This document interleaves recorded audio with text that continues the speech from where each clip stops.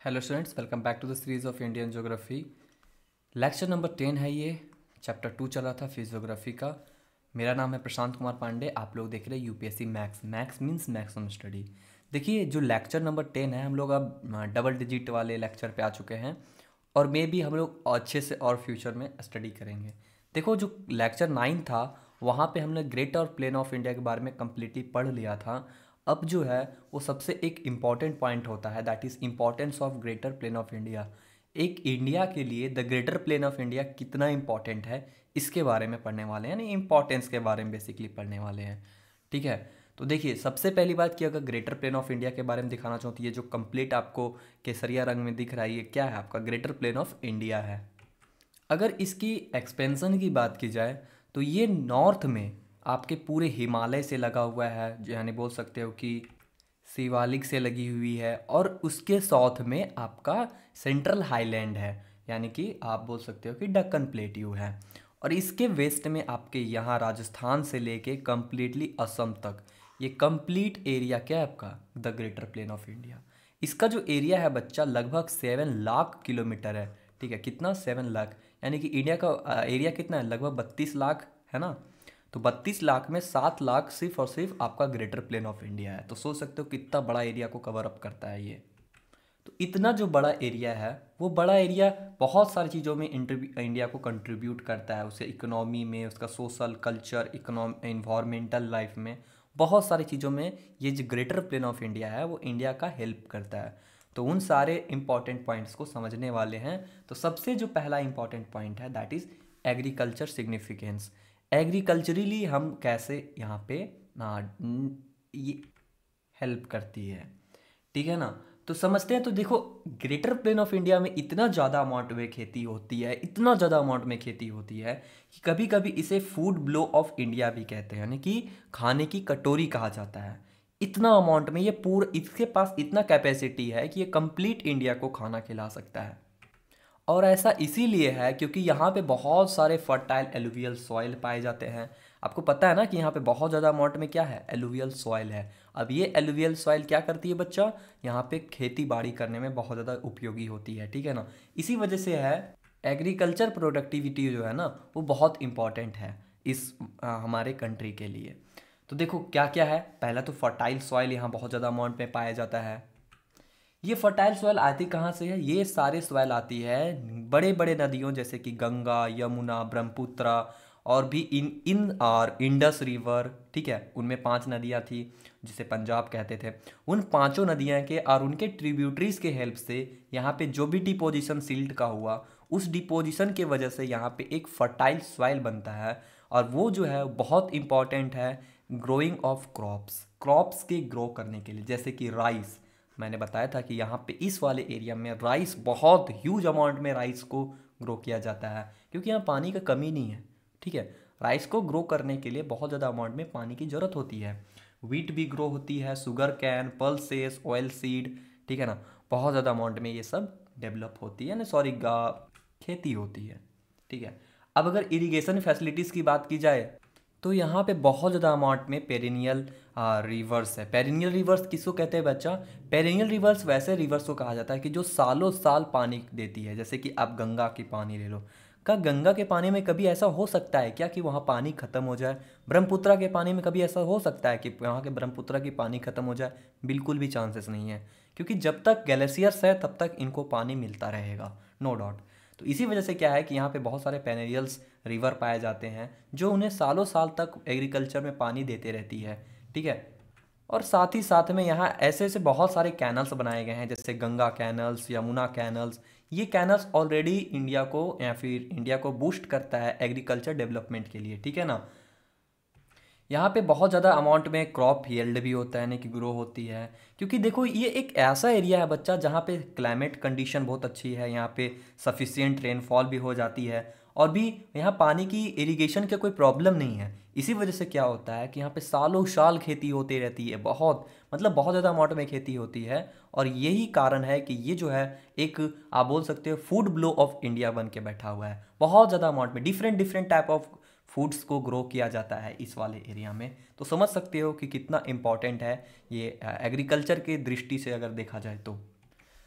एक और है कि यहाँ पे एग्रो बेस्ड इंडस्ट्रीज़ भी लगी है। देखो एग्रो बेस्ड इंडस्ट्रीज़ वैसे इंडस्ट्रीज़ को कहते हैं जो कि एग्रीकल्चर से रिलेटेड हो। जैसे कि अगर मान लो कि मैं एग्रीकल्चर से बना रहा हूँ, जस्ट इमेजिन करो कि मैंने राइस बनाया, ठीक है।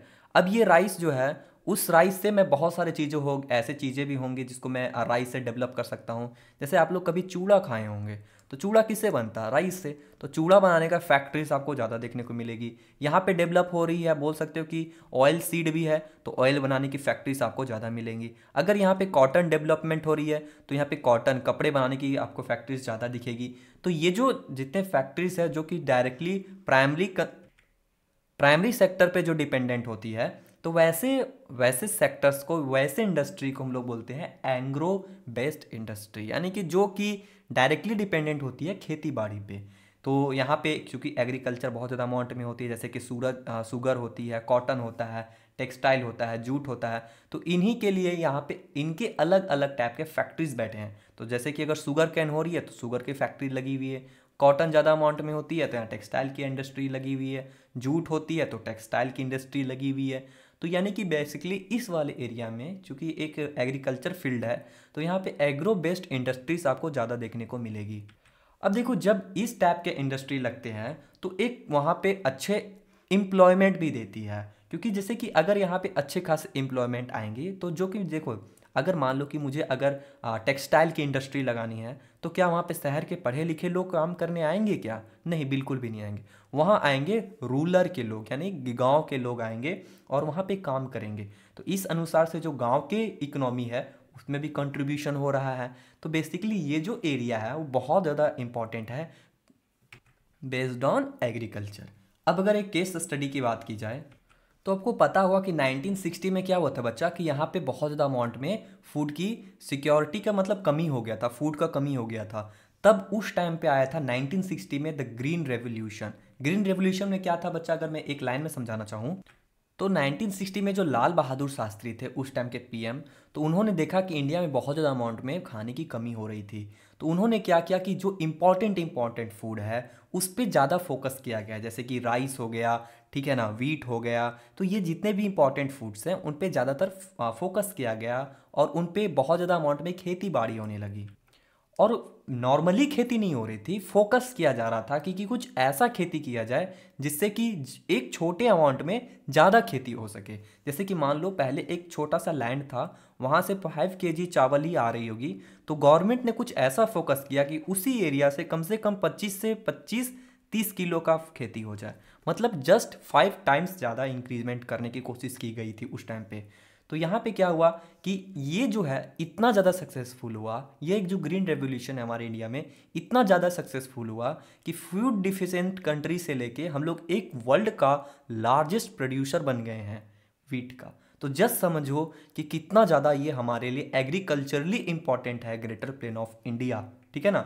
तो बहुत सारे स्टेट में जैसे कि पंजाब, हरियाणा, उत्तर प्रदेश में ये जो ग्रीन रेवोल्यूशन हुआ था ये बहुत ही वाइटल रोल प्ले किया था उस टाइम पे 1960 के आसपास में। अगर इसी के साथ में अगर इकोनॉमिक इम्पॉर्टेंस की बात की जाए तो ये जो आपका ग्रेटर प्लेन ऑफ इंडिया है, जैसे कि राजस्थान प्लेन हो गया, पंजाब प्लेन हो गया, गंगा प्लेन हो गया, ब्रह्मपुत्रा प्लेन हो गया, ये बहुत ही ज़्यादा इम्पॉर्टेंट है किसी भी कंट्री हमारी कंट्री के लिए, ठीक है ना। ये जो ग्रेटर प्लेन ऑफ इंडिया है वो इंडिया की जीडीपी में एग्रीकल्चर में भी भूमिका निभा रही है, इंडस्ट्रीज भी है, यानी कि बोल सकते हैं सेकेंडरी सेक्टर। देखो प्राइमरी सेक्टर बोलते हैं एग्रीकल्चर को, सेकेंडरी सेक्टर बोला जाता है इंडस्ट्रीज को, और जो हमारा टर्टरी सेक्टर है उसको बोलते हैं सर्विस सेक्टर। तो ये जो है ये तीनों सेक्टर को फुलफिल कर रहा है ये जो आपका ग्रेटर प्लेन ऑफ इंडिया है वो। अगर इंडस्ट्रियल ग्रोथ की बात की जाए तो यहाँ बहुत सारे टेक्सटाइल इंडस्ट्री है, शुगर इंडस्ट्री है, जूट इंडस्ट्री है, पेपर इंडस्ट्री है और केमिकल इंडस्ट्री है। क्योंकि देखो बेसिकली ये जितने भी चीज़ें हैं वो रॉ मटेरियल से बनेंगी, कहीं ना कहीं प्राइमरी सेक्टर से ही आएगा। तो यहाँ प्राइमरी सेक्टर का वो बिल्कुल भी कमी नहीं है। इसी वजह से क्या है कि यहाँ ज़्यादा अमाउंट में रॉ मटेरियल आपको देखने को मिलेगा, जैसे कि कानपुर हो गया, कोलकाता हो गया, और बहुत सारे ऐसे इंडस्ट्रियल सेक्टर हब है इंडिया में, ठीक है। अगर यहाँ पे ट्रेड और कॉमर्स की बात की जाए तो यहाँ पे बहुत सारे ऐसे हब बने हुए हैं, जैसे कि दिल्ली हो गया, पटना हो गया, वाराणसी हो गया। ये सब जो है ना वो बेसिकली एक ट्रेड हब है जो पूरे इंडिया को वर्ल्ड से कनेक्ट करती है, ठीक है ना। डोमेस्टिक टू इंटरनेशनल पूरा फैसिलिटीज़ आपको देती है। अगर लाइवहुड की बात की जाए तो यहाँ पे इतने सारे एग्रीकल्चर है वगैरह वगैरह बहुत सारे होते हैं, तो यहाँ पे मिलियंस ऑफ पीपल को सपोर्ट करती है, यहाँ पे जॉब देती है, उन्हें काम देती है, रोजगार देती है, ठीक है ना। तो supporting livelihoods and reducing the poverty, गरीबी को हटाने में बहुत मदद करती है। अगर एग्जाम्पल की बात की जाए तो जैसे कि शुगर इंडस्ट्री है उत्तर प्रदेश में, जूट की इंडस्ट्री है वेस्ट बंगाल में, ये जो इंडस्ट्रीज़ हैं ये बेसिकली इंडिया की इकोनॉमी में बहुत ज़्यादा कंट्रीब्यूट करती है और यहाँ पे जॉब्स देती है और किसी किसी को अर्निंग करने के लिए उन्हें मौका देती है। तो बेसिकली ये जो इकोनॉमी की नज़र से देखोगे तो ग्रेटर प्लेन ऑफ इंडिया बहुत इंपॉर्टेंट है। अगर ट्रांसपोर्ट और कनेक्टिविटी की बात की जाए तो भी बहुत इंपॉर्टेंट है, जैसे कि इकोनॉमी के नज़रिए से देखा था। आपको पता है कि जो ग्रेटर प्लेन ऑफ इंडिया है बेसिकली वो कम्प्लीटली समतल है। अब देखो समतल एरिया में रोड वगैरह बनाना बहुत इजी हो जाता है, जैसे कि मान लो कि एक ऐसा रास्ता है, अब यहाँ पे रोड बनाना बहुत टफ है क्योंकि ये आपको पहले तो रोड के लिए इसको प्लेन करना होगा, पिच करना होगा, लेकिन ये ऑलरेडी इतना प्लेन है कि यहाँ पे उतना दिक्कतें नहीं आती।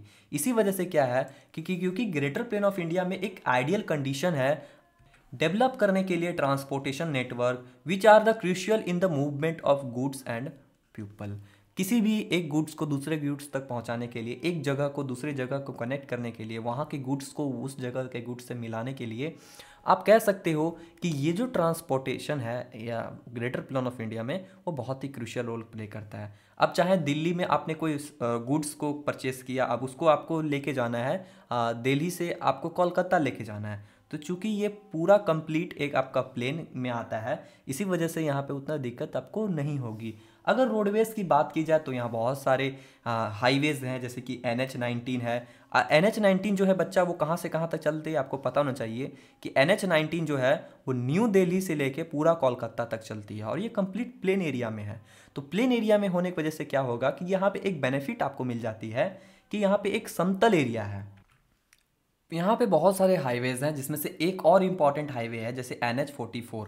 आपको ये पता होना चाहिए कि NH-44 किसको किसको कनेक्ट करता है, श्रीनगर से ये कन्याकुमारी तक। बोल सकते हो कि इंडिया के टॉप से लेके इंडिया के बॉटम तक ये काम करती है और ये भी कहीं ना कहीं फ्लैट एरिया है, तो इसी वजह से यहाँ पे भी हो जाती है, मतलब कि यहाँ पे भी सीमलेस कनेक्टिविटी आपको मिलती है। अगर रेलवेज़ की बात की जाए तो यहाँ बहुत सारे ऐसे रेलवेज़ आपको देखने को मिलेंगे क्योंकि यहाँ प्लेन एरिया है, इसी वजह से बहुत सारे सिटीज़ को जोड़ना यहाँ पे बहुत ही इजी हो जाता है। यहाँ पे मूवमेंट अच्छा होता है किसी भी गुड्स का या किसी पैसेंजर्स का भी, ठीक है ना। जब मैं गुड्स बोलता हूँ तो गुड्स मतलब होता है सामान, गुड्स मतलब क्या होता है बच्चा, सामान होता है। अगर वाटरवेज की बात की जाए तो देखो वाटरवेज सबसे इंपॉर्टेंट है। आपको पता है कि यहाँ पे बहुत ही मेजर मेजर रिवर्स है, जैसे कि गंगा हो गया, यमुना हो गया, ब्रह्मपुत्रा हो गया। तो ये जो नदियाँ हैं ना, ये सिर्फ आपको पतली पतली नदियाँ नहीं है बच्चा, ये समुद्र की जितनी बड़ी नदियाँ हैं। आप कह सकते हो कि लगभग 27 किलोमीटर के चौड़े है, 27 किलोमीटर ब्रह्मपुत्र। तो जस्ट इमेजिन हाउ फार, ठीक है। तो इसकी चौड़ाई इतनी ज़्यादा है, इसकी इतनी इंपॉर्टेंस है कि मैं क्या कह सकता हूँ। इसी वजह से यहाँ पे क्या है कि गंगा ब्रह्मपुत्र रिवर्स जो है वो बहुत ज़्यादा वाटरवेज भी यहाँ पे इस्तेमाल किए जाते हैं। यहाँ पे नावें चलती है, एक जगह से दूसरी जगह जाने के लिए लोग नाव का इस्तेमाल भी करते हैं। तो बेसिकली वाटरवेज भी यहाँ पे है, रेलवेज भी है, रोडवेज भी है, एयरपोर्ट्स भी है, ठीक है ना। आप बोल सकते हो कि यहाँ पे एयरपोर्ट्स भी है, जैसे कि मेजर इंटरनेशनल एयरपोर्ट्स जैसे कि इंदिरा गांधी इंटरनेशनल एयरपोर्ट जो कि दिल्ली में पड़ती है, नेताजी सुभाष चंद्र बोस इंटरनेशनल एयरपोर्ट जो कि कोलकाता में है, ठीक है। ये जो है ग्लोबल कनेक्टिविटी करती है, इंडिया को पूरे ग्लोबल से जोड़ती है। तो यानी कि इस वाले प्लेन हिस्से में आपको रेलवेज भी मिलेगी, रोडवेज भी मिलेगी, वाटरवेज भी मिलेगी, बहुत कुछ मिलेगा। ट्रांसपोर्टेशन यहाँ पे एकदम स्मूथ चलता है। आगे बात की जाए तो अब हमारे पास अगला टॉपिक है कल्चरल एंड हिस्टोरिकल इम्पोर्टेंस। देखो अगर ये जो एरिया है the greater plain of India, इसने ना जाने कितने सारे सिविलाइजेशन देखी हैं, ना जाने कितने सारे राजाओं को देखी, महाराजाओं को देखे, उनके एम्पायर को देखे हैं और बहुत सारे ऐसे चीज़ों देखी हैं जो आए और चले गए। तो ये जो ग्रेटर प्लेन ऑफ इंडिया ना, यहाँ बहुत ज़्यादा अमाउंट में किंग्स आए, एम्पायर आया और वो ढह भी गए बच्चा, ठीक है ना। तो वही है the greater plain of India has been a critical ancient civilization. कह सकते हो कि ये जो एरिया है यहाँ बहुत सारे एनिसेंट सिविलाइजेशन रहा है। जैसे कि बोल सकते हो कि पहले बात तो इंडस वैली सिविलाइजेशन हुई है, वैदिक पीरियड हुआ है, यहाँ बहुत सारे चीज़ों का यहाँ पे ग्रोमेंट हुआ है, यहाँ पे बहुत सारी चीज़ें।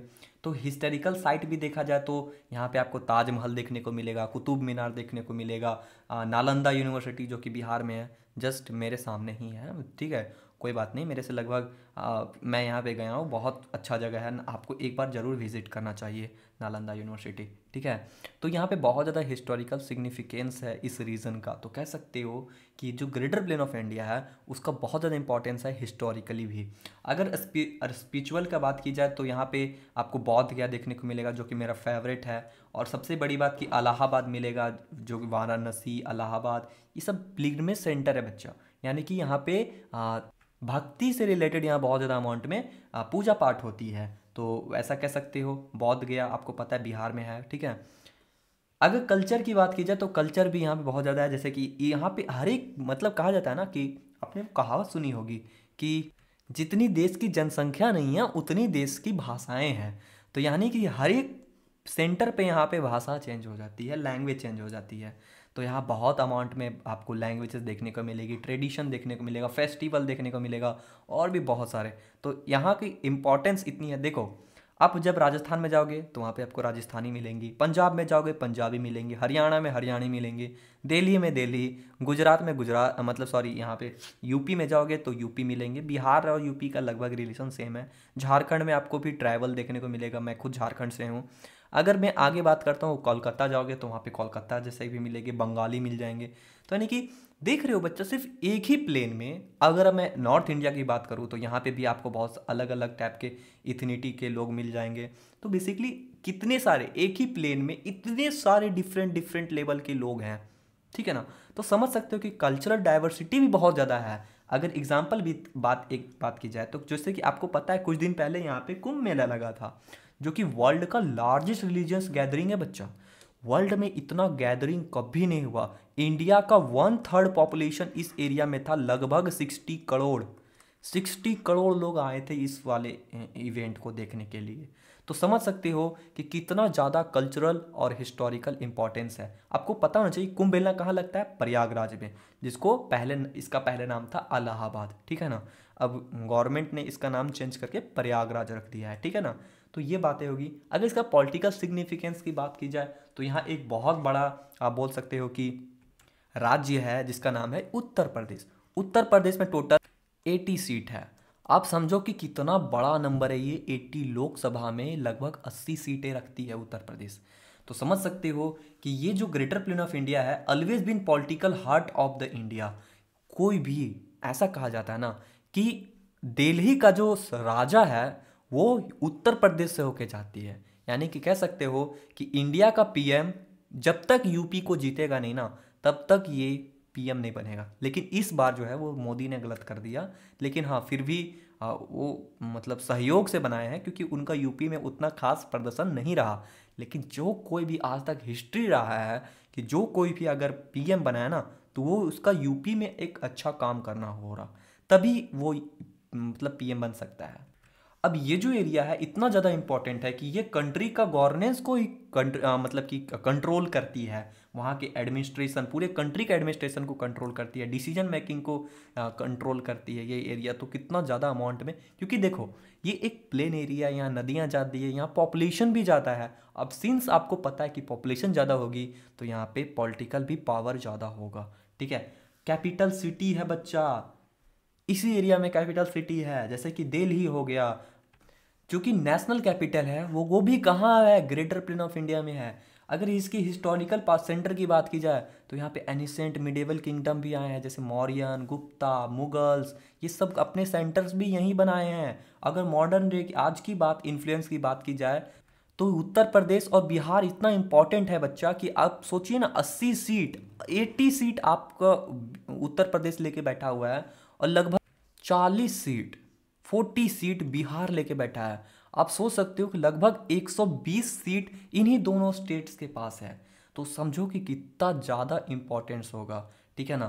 तो तो उत्तर प्रदेश बिहार जो है वो क्रूशियल रोल प्ले करती है नेशनल पॉलिटिक्स में ड्यू टू लार्ज पॉपुलेशन। यहाँ बहुत ज़्यादा अमाउंट में पॉपुलेशन है। आपको एक बात बताता हूँ, यहाँ इतना पॉपुलेशन क्यों है ना, क्योंकि देखो जब कभी भी खेती बाड़ी होती है तो वहाँ बहुत ज़्यादा अमाउंट में आपको लेबर्स की ज़रूरत होती है। तो लोगों ने क्या किया कि पॉपुलेशन इंक्रीज़ करना ज़्यादा अच्छा समझा, क्योंकि यहाँ पे बहुत ज़्यादा नदियाँ हैं, ठीक है। तो ये नदियों की वजह से भी कहीं ना कहीं बोल सकते हैं पॉपुलेशन ज़्यादा है, और पॉपुलेशन ज़्यादा है इसका मतलब कि बहुत ज़्यादा क्रूशियल रोल प्ले करते हैं पॉलिटिक्स में भी, ठीक है, क्योंकि पॉपुलेशन ज़्यादा है, ठीक है। अगर एग्जाम्पल बात की जाए तो मुगल एम्पायर, उनका उनका कैपिटल कहाँ है, आगरा में। आगरा कहाँ है, नॉर्दर्न प्लेन में।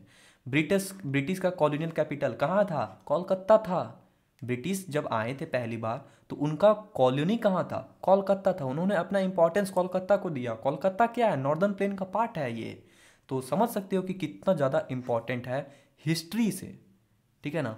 तो ये बातें हो गई, पॉलिटिकल सिग्निफिकेंस बहुत ज़्यादा है। अगर इन्वायरमेंटल की बात की जाए तो इन्वायरमेंटल भी बहुत ज़्यादा इंपॉर्टेंट है।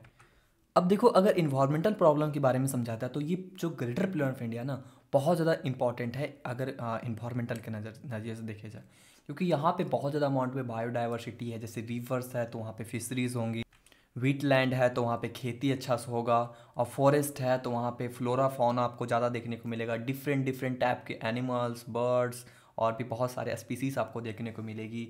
अगर रिवर है, यहाँ पे बहुत ज़्यादा अमाउंट में ऐसे रिवर्स हैं इन्वायरमेंटल की बात की जाए तो, जैसे गंगा, यमुना, ब्रह्मपुत्र, ये जो है वो लाइफ लाइन है, मिलियंस ऑफ पीपल्स का लाइफ लाइन है। ये एग्रीकल्चर में हेल्प करती है, फिशरीज में हेल्प करती है, पानी पीने के लिए आपको देती है। तो समझ सकते हो कि इसका इन्वायरमेंटल इम्पैक्ट कितना ज़्यादा है। अगर फॉरेस्ट की बात की जाए, उससे पहले एक मिनट और, वीट लैंड की बात की जाए तो जो सुंदरवन डेल्टा है ना वो बहुत ज़्यादा इंपॉर्टेंट प्ले करता है बायोडाइवर्सिटी के लिए। आपको पता है सुंदरवन डेल्टा कहाँ पे है, आपका सुंदरवन डेल्टा है वेस्ट बंगाल और बांग्लादेश में पड़ती है, ठीक है ना। अगर फॉरेस्ट और वाइल्ड लाइफ की बात की जाए तो जो तराई का रीजन है, आपको यहाँ पे मैं इसीलिए स्पेशली इसको ऐड किया हूँ कि ये जो आपको केसरिया रंग से दिख रहा है ना, ये कंप्लीटली तराई का रीजन है। तो तराई के रीजन में क्या था, मैंने आपको बताया था। उससे पहले क्या था, भागर था, भाबर था। तो भाबर में क्या थे, बड़े बड़े बोल्डर्स थे। अब ये बोल्डर्स के नीचे क्या था, ज़मीन में पानी बहती थी। अब जैसे ही तराई वाले रीजन आता है तो वहाँ पे फाइन फाइन पतले पतले मट्टी थे। तो पानी अचानक आने की वजह से क्या होता था कि यहाँ पे बहुत ज़्यादा अमाउंट में पेड़ पौधे उग जाते थे। अब यही बात है कि जैसे ही यहाँ पे तराई का रीजन आएगा नॉर्दर्न प्लेन में, यहाँ बहुत ज़्यादा अमाउंट में फॉरेस्ट है, जो कि बहुत सारे टाइगर्स, एलिफेंट और राइनासोरस, उनका घर है बच्चा। तो समझ सकते हो कि तराई के रीजन में एक बहुत ज़्यादा अमाउंट में घर है किसका, जानवर्स का, जंगली जानवर्स के। तो यानी कि बायोडाइवर्सिटी की नज़र से देखें, इन्वायरमेंटल के नज़रिए से देखें तो बहुत ज़्यादा इंपॉर्टेंट है। अगर सॉइल कंजर्वेशन की बात की जाए, सॉइल कंजर्वेशन जो है ना वो मतलब ग्रेटर प्लेन ऑफ इंडिया में कोई उतना फर्क नहीं पड़ता, क्योंकि यहाँ हर एक साल बाढ़ आती है, अच्छे खासे में यहाँ पे सिल्ट आते हैं। तो ये जो है ना एलुवियल सॉइल डिपॉजिट करता रहता है। तो यहाँ पे इन्वायरमेंटल में एक और सबसे इम्पॉर्टेंट है। अगर देखिए कंजर्वेशन इफर्ट्स, यहाँ पे कंजर्वेशन बचाने का हमने क्या क्या कोशिश की, जैसे नर्मदा गंगा प्रोजेक्ट है, वो एम क्या करता है, क्लीन करने का। हम लोग रेनोवेट भी कर रहे हैं गंगा रिवर्स को, और भी बहुत सारी चीज़ें हैं। तो इन्वायरमेंटली भी अगर बोला जाए तो ये बहुत ज़्यादा सेंसिटिव एरिया भी है, क्योंकि यहाँ बहुत सारे ऐसे ऐसे चीज़ें हैं जैसे कि टाइगर हो गया, एलिफेंट हो गया, राइनोसोरस हो गया, उनका घर है बच्चा। तो बोल सकते हो कि ये जो ग्रेटर प्लेन ऑफ इंडिया ना बहुत ज़्यादा इंपॉर्टेंट है। अगर डेमोग्राफी की बात की जाए, सेटलमेंट की बात की जाए, तो यहाँ पॉपुलेशन डेंसिटी बहुत ज़्यादा हाई है। आपको मैंने बताया था कि इधर वाले प्लेन में लगभग 500 पीपल पर मतलब कि किलोमीटर स्क्वायर रहते थे। लेकिन जैसे ही वेस्ट बंगाल के एरिया में बढ़े थे, लोअर गंगा प्लेन में बढ़े थे, वहाँ पॉपुलेशन डेंसिटी कितना हो गया था, लगभग 1500, 1000 से लेके 1500। ये कितना बड़ा अमाउंट है, सोच सकते हो कि यहाँ पॉपुलेशन डेंसिटी बहुत ज़्यादा है। क्योंकि देखो इसका कारण एक ही है, क्योंकि यहाँ फर्टाइल लैंड है, यहाँ बहुत ज़्यादा अमाउंट में पॉपुलेशन ग्रो हो सकती है, ठीक है। लेकिन अगर बात की जाए जैसे कि थार डेजर्ट में, तो वहाँ पे आप पॉपुलेशन ग्रो नहीं हो सकता, वहाँ पानी नहीं है, वहाँ खेती नहीं कर सकते हो। लेकिन ये वाला एरिया बहुत सूटेबल जगह है किसी के लिए। और इसका रिजल्ट ये हुआ बच्चा कि यहाँ बहुत बड़े बड़े सिटीज़ आपको डेवलप होते हुए नज़र आ रहे हैं, जैसे कि दिल्ली हो गया, कोलकाता हो गया, ये बहुत बड़े बड़े सिटीज़ हैं, ठीक है। क्यों, क्योंकि यहाँ पॉपुलेशन बहुत ज़्यादा है। पॉपुलेशन ज़्यादा है इसका मतलब है कि यहाँ पे सिटीज़ ज़्यादा होंगे, अर्बनाइजेशन हो रही है, जो कि बहुत क्रूशियल रोल होता है किसी भी चीज़ का, जैसे कि infrastructure, education, health care, employment opportunities को अगर लेके जाए तो अर्बनाइजेशन एक बहुत अच्छी चीज़ है। बट अगर फार्मिंग के नज़रिए से देखा जाए तो अर्बनाइजेशन एक थोड़ा सा लो कैटेगरी होता है, क्योंकि आप फार्मिंग नहीं करते हो। रूरल अर्बन बैलेंस है यहाँ पे ज़्यादातर लोग अभी भी गाँव में रहना पसंद करते हैं, और अभी भी वो लोग एग्रीकल्चर करते हैं और अपने ट्रेडिशन से जुड़े हुए हैं। अगर कुछ कुछ चैलेंजेस की बात की जाए तो सबसे बड़ा चैलेंजेस एक ही आएगा, और वो है रैपिड पॉपुलेशन ग्रोथ। पॉपुलेशन बहुत तेज़ी से बढ़ रहा है, ठीक है ना। ट्रैफिक है यहाँ पे, और भी प्रेशर इन सिविक्स एम्यूनिटीज़, ठीक है ना। यहाँ पे पॉपुलेशन सबसे बड़ा एक ही चैलेंज है, और वो पॉपुलेशन है, ठीक है। ये पॉपुलेशन यहाँ बहुत ज़्यादा बढ़ता है, कंपटीशन यहाँ बहुत ज़्यादा है, ठीक है ना। तो डेमोग्राफी की बात की जाए तो डेमोग्राफी के नज़रिए से भी देखें तो बहुत इंपॉर्टेंट है। अच्छा, एक बात बताओ कि टोटल पॉपुलेशन, मुझे कोई कमेंट करके बताओगे कि what is the population of the northern plain of India, ठीक है ना। Total population of the northern plain of India, तो मुझे कोई बताओगे कमेंट करके।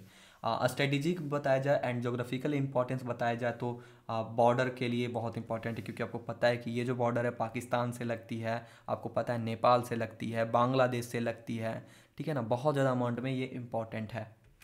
नेपाल, भूटान, बांग्लादेश, ये सब बहुत ही आप बोल सकते पाकिस्तान भी लिख लो यार, पाकिस्तान भी इंक्लूड कर देना इसको।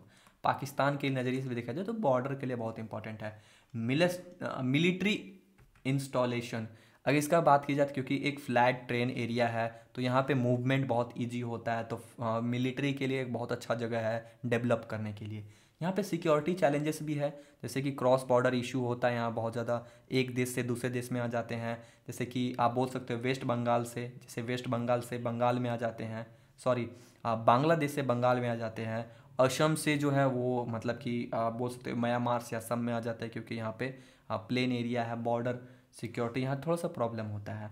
जैसे कि अगर बात की जाए तो जो इंडो बांग्लादेश बॉर्डर है, जैसे कि आप बोल सकते हो कि ये वाला बॉर्डर दिख रहा है ना आपको, ये वाला बॉर्डर जो है वो इंडो बांग्लादेश बॉर्डर है। अब ये आपको पता है कहाँ पे है, लोअर गंगा प्लेन में है।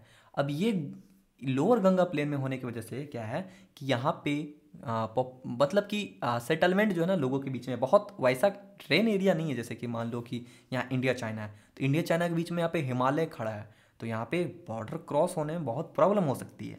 लेकिन यहाँ पे क्योंकि एक फ्लैट एरिया है तो यहाँ बॉर्डर क्रॉस होना उतना टफ नहीं होता, ठीक है ना। तो इसको मैनेज करना, बॉर्डर मैनेजमेंट बहुत ज़्यादा थोड़ा सा टफ चैलेंजेस होता है, ठीक है। तो ये बात हो गई। अगर कंक्लूज़न की बात की जाए तो मैं कंक्लूज़न नहीं पढ़ रहा हूँ, आप कंक्लूज़न पढ़ लेना। और ठीक है, मिलते हैं अगले वीडियो में, तब तक के लिए वीडियो पसंद आई है तो लाइक कर देना और सब्सक्राइब कर दो यार। मिलते हैं अगले वीडियो में, तक के लिए जय हिंद, जय Bharat, Vande Mataram. Greater plain of India आज से ख़त्म होता है, हम लोग कल से स्टार्ट करेंगे the Thar desert. Thar desert के बारे में समझेंगे, एक ही वीडियो इनफ है थार डेजर्ट के लिए, और फिर हम लोग उसके बाद आगे पेननसुला के बारे में बात करेंगे, ठीक है। तो मिलते हैं अगली वीडियो में, सब्सक्राइब करते जाओ यार, तुम लोग कोई सब्सक्राइब ऐसा नहीं कर रहे हो। मिलते हैं अगली वीडियो में, तक ले जय हिंद, जय भारत, वंदे मातरम।